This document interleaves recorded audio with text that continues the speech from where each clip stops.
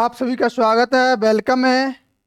चलिए, जैसा कि आपसे कहा था कि 20 मार्च को हम एक नया सिलेबस स्टार्ट कर रहे हैं जो क्लास 10th के लिए है। तो सबसे पहले हम डिस्कस करेंगे कौन कौन से टॉपिक्स चैप्टर जो हमें पढ़ने हैं, जो कि हम क्लास 10th में टॉपिक्स को पढ़ेंगे। देखिए, सबसे पहले क्या है, एक रियल नंबर यानी वास्तविक संख्याओं को हम पढ़ेंगे। अब वास्तविक संख्याएं क्या होती हैं, आपको ये भी पता होना चाहिए कि वास्तविक संख्या होती क्या है। तो जितने तरीके के अब तक हम संख्याएं पढ़ते हुए आए हैं ना, उन सभी को हम बोलते हैं वास्तविक संख्याएं। चाहे वो प्राकृतिक हो, पूर्ण हो, पूर्णांक हो, परमेय हो, अपरमेय हो, ठीक है, या फिर भाज्य हो, अभाज्य हो। जितनी भी संख्याएं होती हैं उन सबको हम बोलते हैं वास्तविक संख्याएं। तो इस चैप्टर में हम पूरी वास्तविक संख्याओं के बारे में ही पढ़ेंगे। अब कुछ बच्चे कहेंगे सर हमें तो प्राकृतिक, पूर्ण, पूर्णांक, परमेय, अपरमेय, सम, विषम, ये सारी संख्या तो आती नहीं है। अब नहीं आती है तो उसको भी हम बताएंगे नेक्स्ट वीडियो में। तो पूरा का पूरा एक कॉन्सेप्ट कराएंगे कि किस तरीके की संख्याओं को हम क्या बोलते हैं। क्लियर है। नेक्स्ट पॉइंट आएगा कि बहुपद। बहुपद यानी पॉलिनोमियल्स होता है। बहुपद का मीन्स क्या होता है, बहुपद वो होते हैं जो कि जिसमें बहुत सारे पद होते हैं। क्या होंगे, जिसमें बहुत सारे पद होते हैं। ठीक है, बहुपद क्या होते हैं, जिसमें बहुत सारे पद होते हैं, उनको बहुपद बोलते हैं। ठीक। अब है दो चर वाले रैखिक समीकरण। दो चर वाले रैखिक समीकरण क्या होते हैं, जिसमें दो चर, अब दो चीजें पढ़ेंगे, अब चर और अचर। चर जो होते हैं वो एक्स वाई जेड होते हैं, ए बी सी डी, इनको हम चर बोलते हैं। अब अचर क्या होते हैं, जो नंबर होते हैं उनको हम अचर बोलते हैं। ठीक है, चर और अचर मालूम हो गया। अब इसमें चर क्या होगा, अगर एक ही एक्स के पदों में कोई समीकरण दे रखा है तो उसको हम बोलेंगे चर पद। तो क्या बोलेंगे हम, चर पद। चाहे एक्स की एक्स हो, x square plus 2x plus 3 हो, उसके टाइप अलग पढ़ेंगे, लेकिन चर का मतलब होगा कि केवल एक ही चीज आनी चाहिए, चाहे एक्स एक्स आए चाहे वाई वाई आए, वो होते हैं एक चर वाले बहुपद। अच्छा, समीकरण।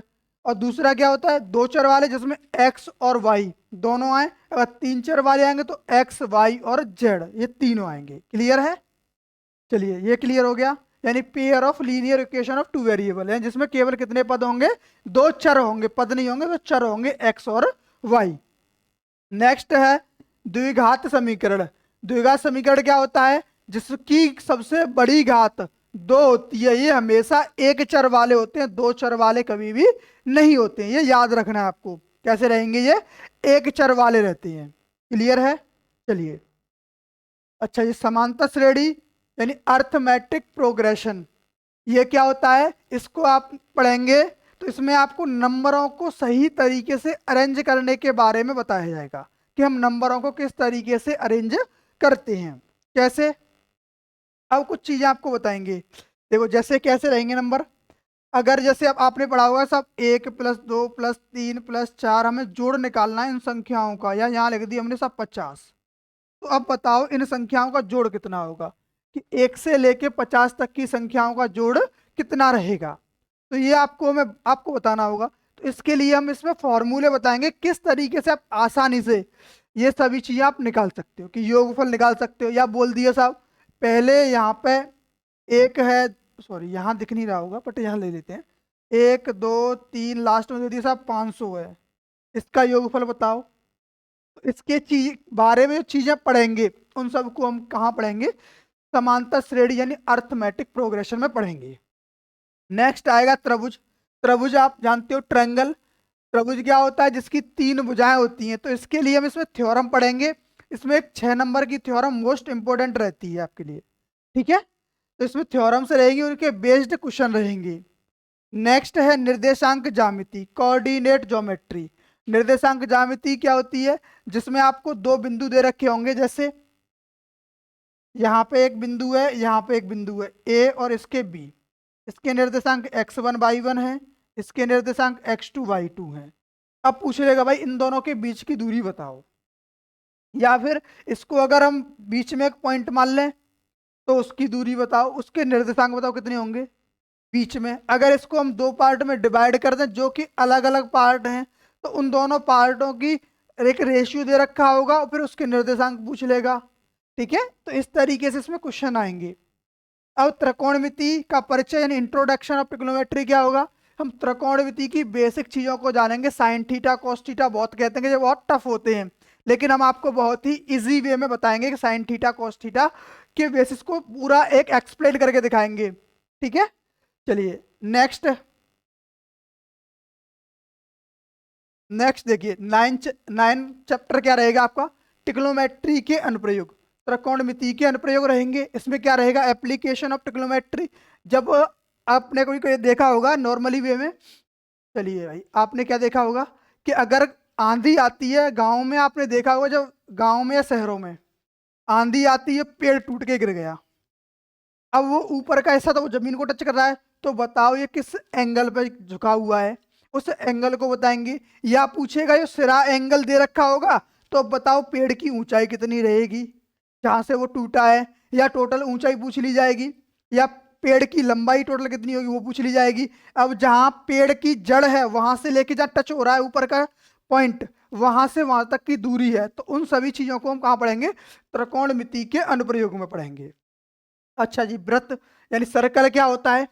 अब सर्कल क्या है आपने पढ़ा होगा, व्रत यानी कि इस तरीके का पार्ट, कैसा, कुछ इस तरीके गोलाकार भाग।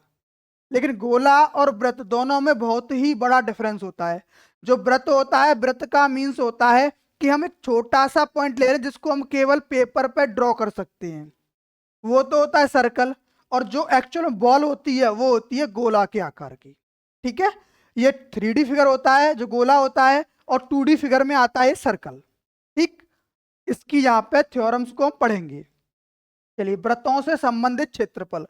अब व्रत का क्षेत्रफल निकालेंगे। आपने पहले हीरोइन का फॉर्मूला पढ़ा होगा, वहां से निकालते हो कुछ क्षेत्रफल त्रिभुज के। ठीक है, लेकिन यहाँ पे हम त्रिभुज का क्षेत्रफल निकालेंगे। अगर इसको हमने बीच में से कहीं से ऐसे यहाँ पे जीवा खींच दी, तो अब बताओ ये नीचे जो पोर्शन है उसका क्षेत्रफल कितना रहेगा, या ऊपरी भाग है यहाँ से एक त्रिभुज तैयार कर लिया भाई, इसका त्रिज्यखंड का क्षेत्रफल बताओ।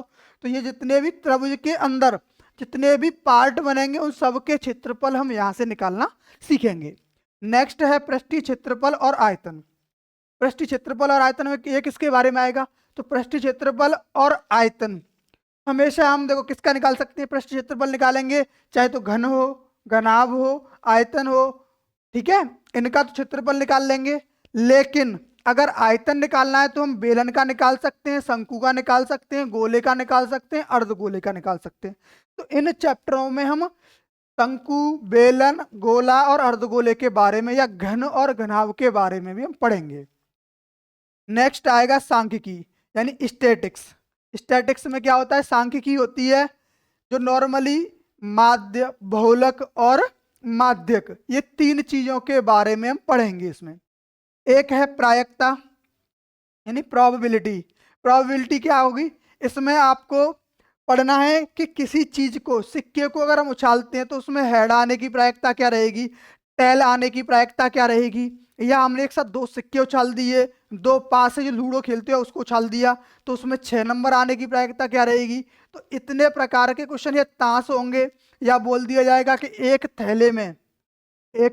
थैले में मान लो नींबू की गोलियां, नींबू की महक वाली गोलियां, संतरे की महक वाली गोलियां हैं, अगर इनमें से हम एक गोली को निकालते तो ये बताओ कि जो नींबू की महक वाली गोली है उसके होने की प्रायिकता क्या रहेगी।